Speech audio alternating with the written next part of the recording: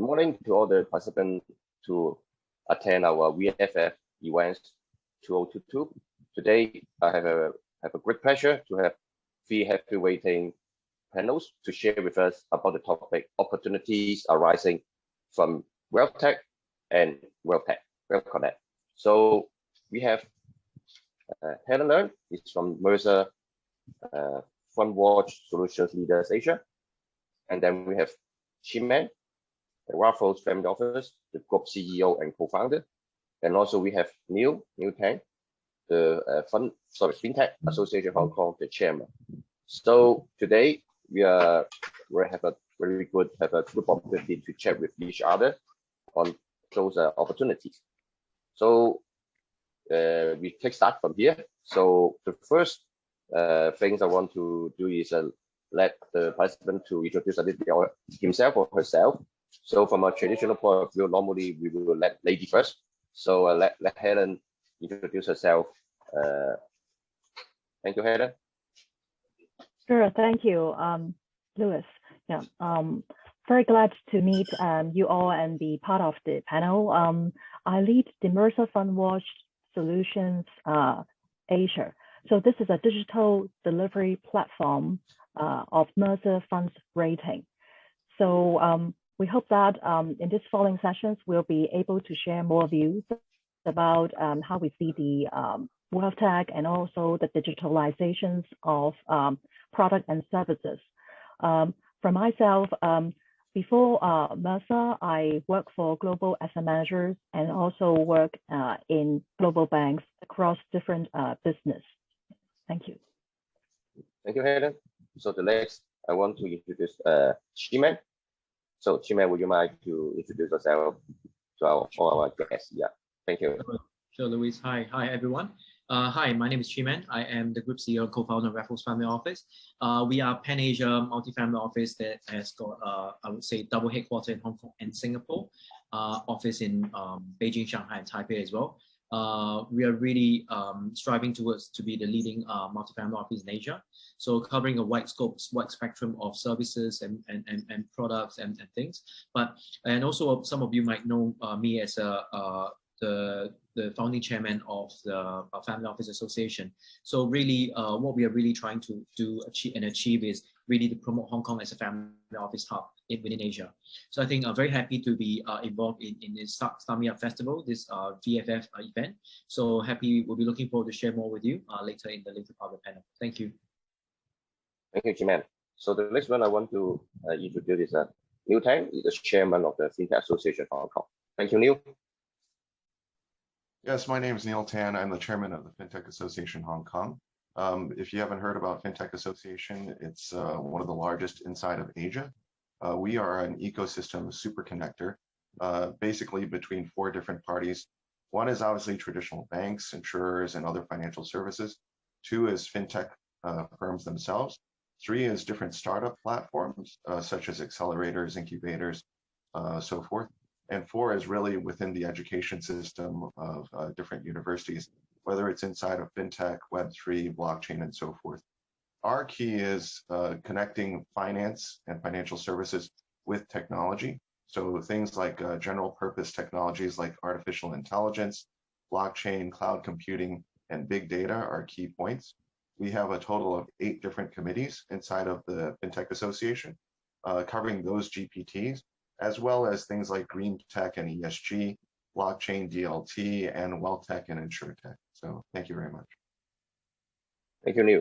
So the first question that I want to ask to the panelists is about WealthTech, so WealthConnect. So WealthConnect, we all know that that's launched nearly close to a year now. So we want to let the panelists to share a little bit about your view on the latest progress. So would you mind, Chiman, you can share with us on your view about the WealthConnect.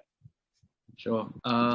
Yeah, I think one of the great story that is coming out of this area is definitely the Greater Bay, GBA story, right?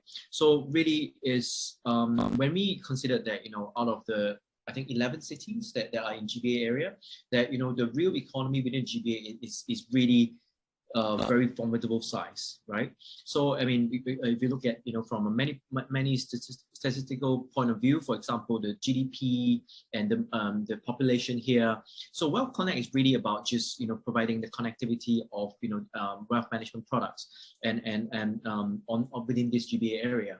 But I think that the key is, at the moment, it's still, I would say, it's a very early stage, and at the moment, it's still applicable more to the banks that has got a local, a retail bank and maybe a fund products. So I think we are still at a very early stage, but I think as we move along, I'm sure that there will be policy and even other initiative and schemes to promote better connectivity. And I'm really looking forward to hope to extend to like independent asset managers, or family offices across Asia. And I'm sure it's coming, because there's been a lot of talks within this.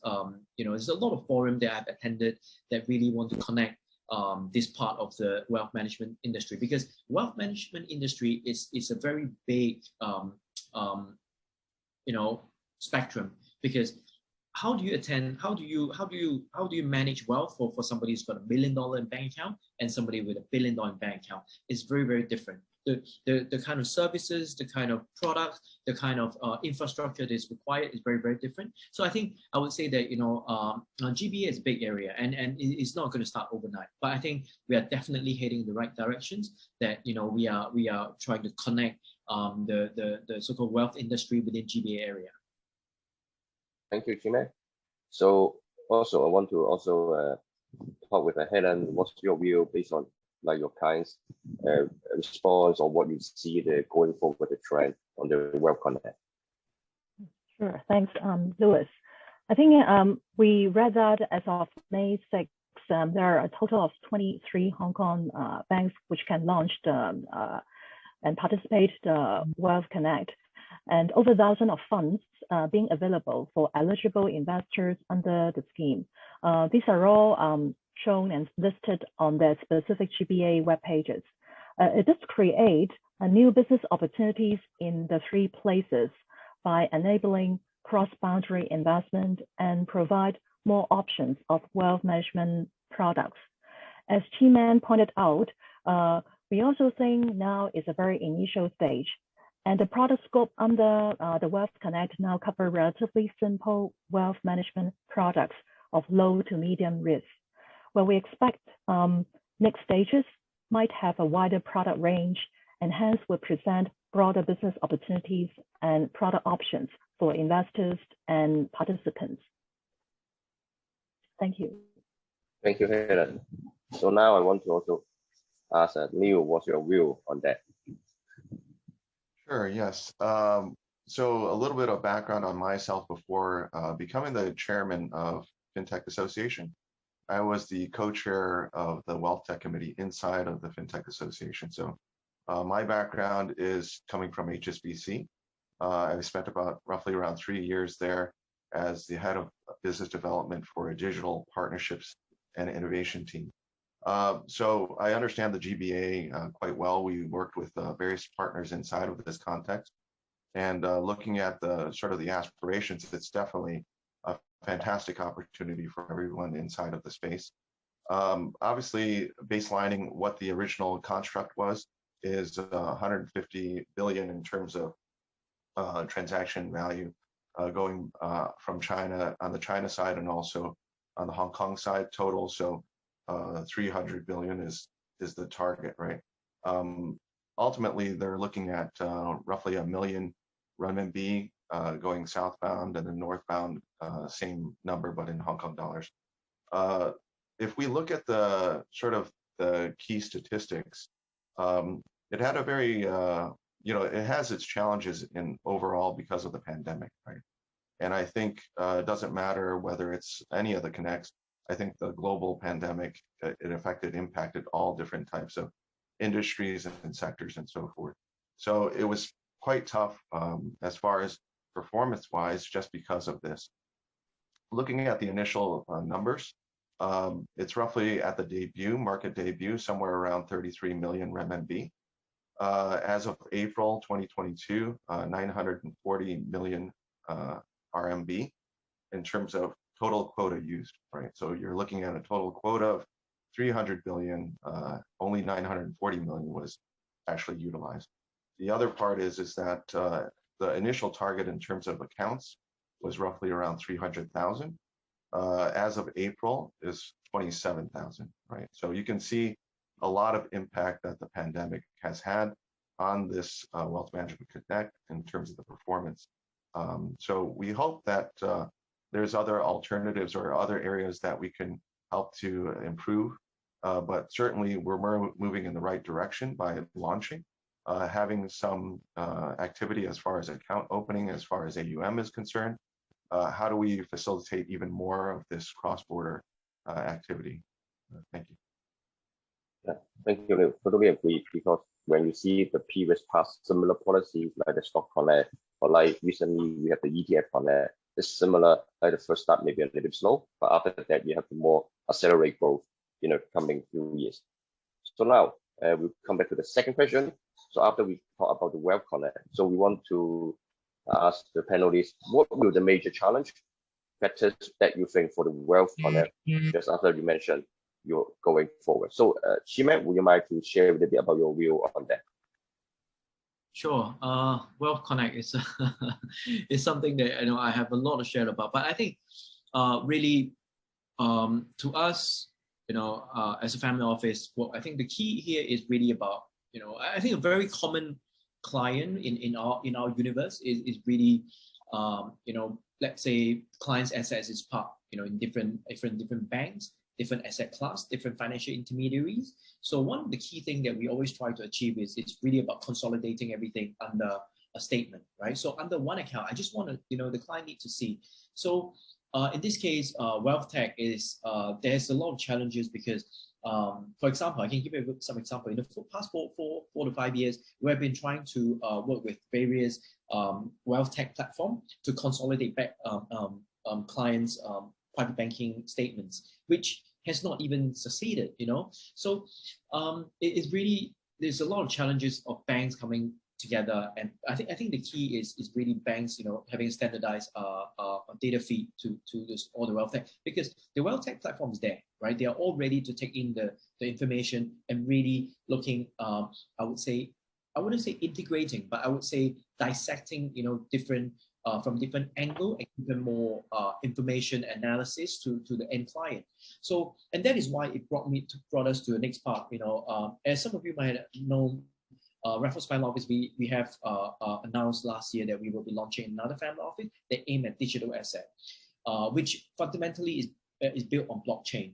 I think that is what really the future should be like, because we will officially be launching this brand new digital family office later part this year in October in our annual forum. But the key thing is, before we even launch this part, the dashboard, the integration system is really in place. And by default, from day one, everything is up and running. So it's when I look at the efficiency, I mean, without looking at what the asset class is, what the returns is, what the risk profile and everything, but just the fact that the dashboard is able to take in all this information standardized from any other exchanges, or companies with pretty much a standardized API on the blockchain. I think that really create a lot of efficiency within the WealthTech system, and I truly think that this is how the future is going to be like. And with all this government, all this government coming up with different government-backed stablecoin, I think this area is going to accelerate a lot faster than we think, and a lot of it is based on the foundation of blockchain technology. Thank you, Chiman. Thank you, Chiman. Share about a little bit more challenges or trends. Now I want to also ask Helen about what, from your point of view, was your challenging factors for the WealthConnect, going forward. Thanks, Louis. I think GBA is a very new regulatory regime. So people, including the eligible investors of WealthConnect, may need time to explore, understand, accept, and experience. So the pandemic does not help this process. And echoing also what Shiman just mentioned, I think the participating banks and also other service providers would also need time and resources at enabling systems, financial products, market and sales, and customer acquisitions. So across all these different functions, it will take time to get through. Yeah. Thanks. Thank you, Helen. So now I want to ask you about what's your view on that? Sure, I think I think critical challenges inside of GBA in general doesn't mean it's WealthConnect, StockConnect, BondConnect, or InsureConnect, ETF-Connect. Everyone has similar issues. Is inside of the regulatory and compliance piece, right? If you talk about how to get a uniform code across China, Hong Kong, and Macau, I think it's probably the biggest challenge. And that goes across everything from cross-border payments, data utilization, storage, analysis, so on and so forth, taxation issues, and so forth. Inside of the context of Wealth Management Connect is the requirement to have in-person account opening. I think this is obviously with the whole pandemic and the different restrictions, whether it's quarantine and so forth, possibilities of improvement is leveraging WealthTech to do a pure digital play, right? But what Chiman and also Helen mentioned about blockchain is music to my ears because my real job, aside from being the chairman of the Fintech Association, is actually I am the CEO for a company called Neptune Digital, which is a blockchain company. And what we do is we are the only authorized legal and compliant blockchain inside of China on the blockchain-based services network, which is the Chinese government-backed infrastructure for blockchain. So we are actively deploying both B2C inside of NFTs, gaming, metaverse areas, as well as B2B enterprise solutions. And that's everything from supply chain to education to healthcare and so forth. So strongly believe that the leveraging of blockchain inside of a solution set for GBA is key, going across everything from KYC all the way on through to monitoring your portfolios and things like that. So yeah, I think this is definitely the direction that we need to go as far as, and I believe that China is pushing this very actively inside of these markets. So thank you. Thank you, Neil. So after I listen, few of you, we get a little bit sum up that like for going forward, no matter if GBA, WealthConnect, or further development, this seems maybe the possible solution for us is WealthTech. But however, when we talk about this term, always say it's too broad. So just I want to ask Jim, what you think, any specifics beyond you say about blockchain, anything that you think is a possible solution, especially for the WealthConnect, you use particular WealthTech technology that you see will be beyond just you say blockchain. Any others do you think there will be the possible solution? So let all the participants know that, and they would target how to implement it in the next phase. So yeah. Would you mind to share a little bit, Shiman? Thank you.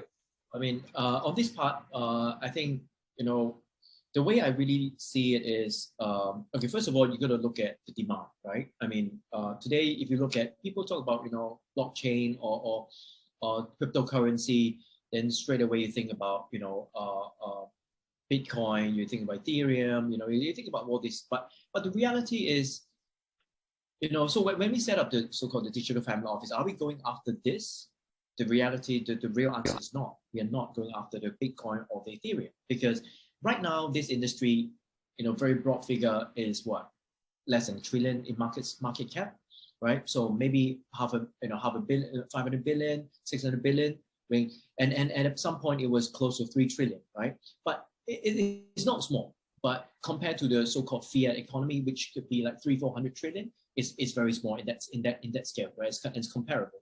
But the reality is, a lot of government, I mean, it's in the news, Japan, China, Hong Kong, Singapore, we are all exploring launching government or Hong Kong MA or MAS-backed, stable coin. And this is where there will be a change in tide, which means that this 300-400 trillion of fiat economy is going to be denominated in government-backed stablecoin, right?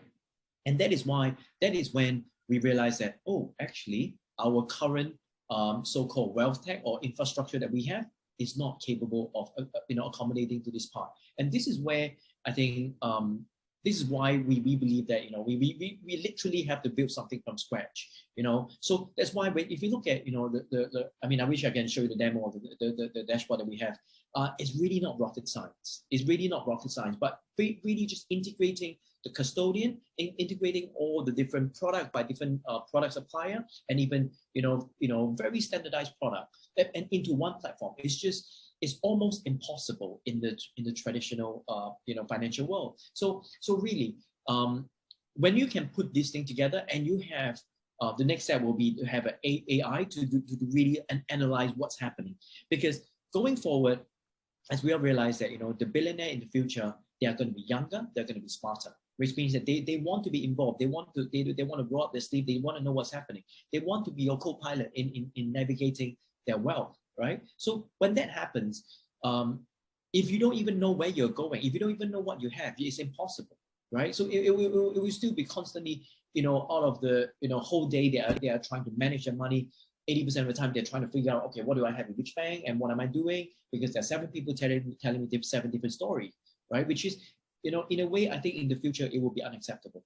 So I think really the wealth tech, we got to start looking at building I would say almost a brand new ecosystem on the foundation of blockchain. And then we got to understand that and in future, I mean, it's something that I keep telling my team and people around us is that in future, if a family office that come to us today, if they come with 100 million, it's probably in different currency, in fiat.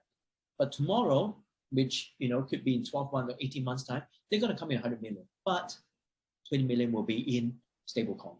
So do we have the custodian? Do we have the product? Or do we have the tools to address to their needs? I think at the moment is no, we don't have it. So really, as an industry, I actually believe that in 6 or 12 or 18 months time, we're going to scramble. A lot of us is going to scramble, but you can see a lot of these big, traditional financial intermediary or companies, firms that are trying to come up with custodian service, different products, and you can see every day, every 48 hours, you see some news popping up everywhere. So I'm still very, very bullish and very optimistic that this is going to happen. But it will be some sort of scramble in the beginning. But I think eventually, when we get there, the wealth management industry, it's going to, in the next 5 years, when the amount of change that we're going to see is going to be more than the 30 years. Because if you look at the statement, the kind of statement the banks they give you, and 30 years ago, 20 years ago, and today, there's really not a lot of improvement. But what we're going to see in the next 5 years, based on blockchain foundation, that statement is going to tell you a lot more. So I think really, I'm very excited about this part of the changes that's coming. So really, I think the only possible way or tools that has enabled us to make this happen is really the blockchain technology. Okay. Thank you, Chiman. So now I want to ask, listen to Chiman. So Helen, what do you think about what's the wealth tech on your side that you think will be helping those people or those firms that they want to target? Yeah, sure. So agree that WealthTech is a possible solution to WealthConnect, and as we agree that need to continue to be creative and innovative to apply technology. So not just on existing solutions, but also to create new solutions. We see the digitalization across platform, distribution, and products will definitely help to address the different challenges we talk about. The digital capabilities has been, in fact, playing a key role in different business models, proposition, and relationships with clients and business partners, especially under the pandemic, and also given the various benefits. So take our business, for example. Mercer FundWatch first launched in 2019 as a fintech proposition to deliver Mercer Funds rating, publicly available for Hong Kong and Singapore users. The platform enables many users like individual investors, financial advisors, wealth management, and platforms to access our manager researched insight very conveniently. So without that, we will not be able to reach out and provide the contents. And we see the number of managers, asset managers signing up the services have been growing, and also the users at our webpage also using the traffic growing as well. So we think the digital capabilities will speed up the business expansions, like we just roll out in Thailand, and we are planning to roll out in Taiwan, and enabling the GBA WealthConnect users can view the rating as well. Thank you. Thank you, Helen. So Neil, so what's your view on that? Yeah, I mean, coming from the FinTech Association, I think you know my answer, right? I think so. Obviously, digitalization is the top. You know, when you're talking about transformation, that's top of mind in a lot of the incumbent banks, insurers, and financial services, and so forth. I think that's number one. Number two is obviously automation of the whole process. And so ultimately what that's going to go through is everything from client onboarding, KYC, you know, running through, especially inside of the context of wealth, is, you know, the risk questionnaire, product suitability, portfolio matching, so on and so forth. Even portfolio rebalancing and everything is being done these days. So the key here is, you know, how do you improve both the user experience as well as the experience for those that are managing money, right? And, you know, ultimately what we're trying to do inside of FinTech Association is build up that ecosystem and get access and to help out all of the incumbents. And also a lot of the virtual banks also are leveraging this capability set, right? So if you think about it, these are kind of the areas that we would focus in on. Obviously, underlying all of this is the four major general purpose technologies like AI, ML, cloud, also big data, as well as blockchain, right? So all of these are feeding into each one of these. They're not technologies in of themselves. It's about the use cases inside of there. What I do believe very strongly is Hong Kong's ability, the right to win in this space, especially inside of the WealthTech area. We have very strong FinTech ecosystem. We've got a lot of different vendors inside of the space. We also have the virtual banking experience, probably first inside of Asia, with the 8 different virtual banks that are here. Everyone has to have a pure online journey, fully digitized, and that goes from everything from payments to lending to wealth, and ultimately also inside of insurance as well, right? So I think this is also a very key advantage of Hong Kong inside of the context of the GBA area. Thank you. So, thank you, Neil.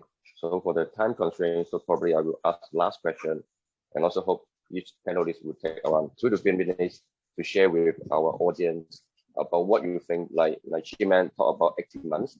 I think there's a lot of leaders here. They want to know a little bit longer term, talk about like 3 to 5 years. So, and what they can do now if they want to plan it to become competitive in the coming 3 to 5 years. So, Chi-Man, so what's your view?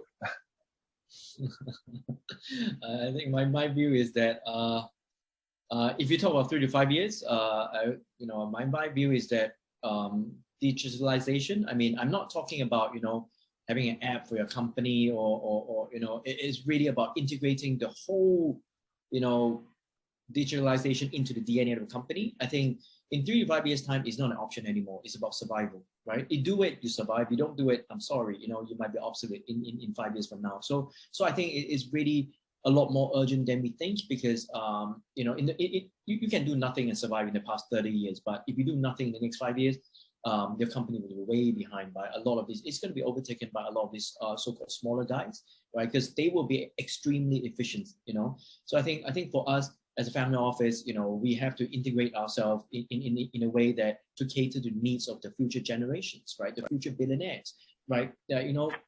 One of the key reasons that we are launching a brand new family office that cater to the so-called digital asset billionaire is because it's very clear, when the industry, of market cap of the, digital asset industry double or triple, half of the world's new billionaire will be from digital currency, cryptocurrency. So if you're not ready for it, I'm sorry, by default, you're not invited to half the party, right? So I think it's very clear that we have to evolve ourselves. And obviously, yes, the regulations, the restriction of what we have and what we are operating in the traditional world. And that is why we are launching a brand new family office where we start from a new page, where it's a blank piece of paper, right? We can draw the way we want to draw, and we can operate in different jurisdictions that's favorable. So I think really the key is we have to, it's not an option anymore. It's if you want your firm to survive and really be, relevant, I think in 5 years from now, it's not a choice anymore. So I think that's I hope it's something that we get out there. Thank you. Yeah, thank you, Chiman. So Helen, so what's your recommendation to our audience? Yeah, I think as Neil and Chiman have also mentioned, the key really is to apply the technology and enhance existing and create new solutions using AI, data science, and machine learning, and all these different and developing and getting more advanced tools. And in terms of like the wealth management product and services, just make use of the technology to reach out to the clients.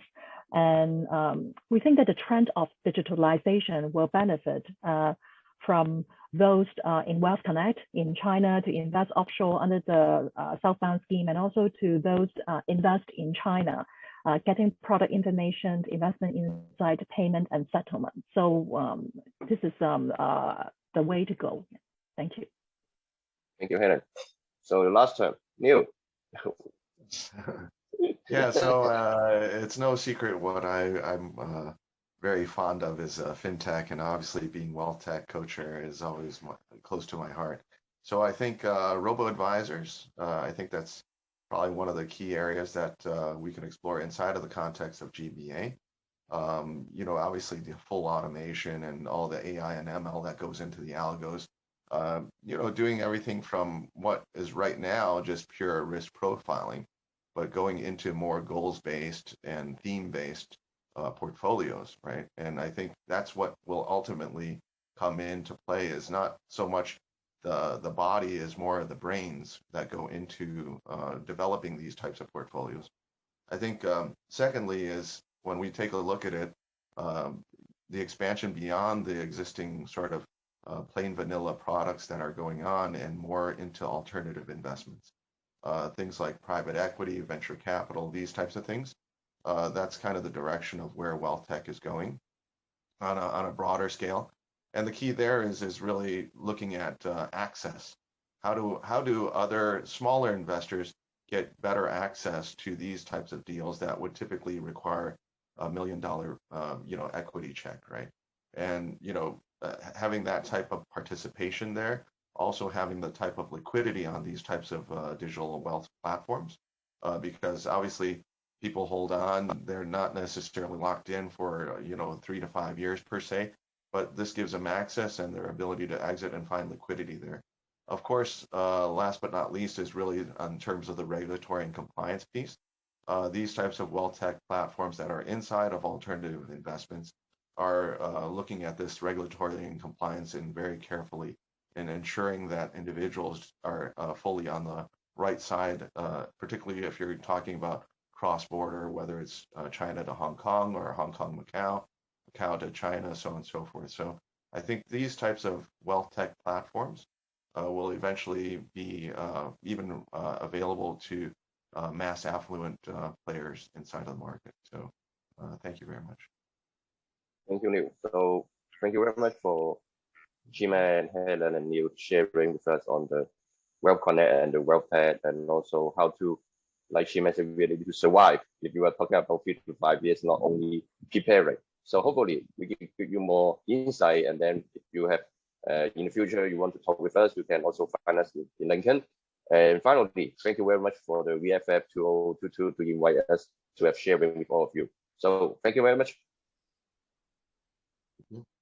Thank you.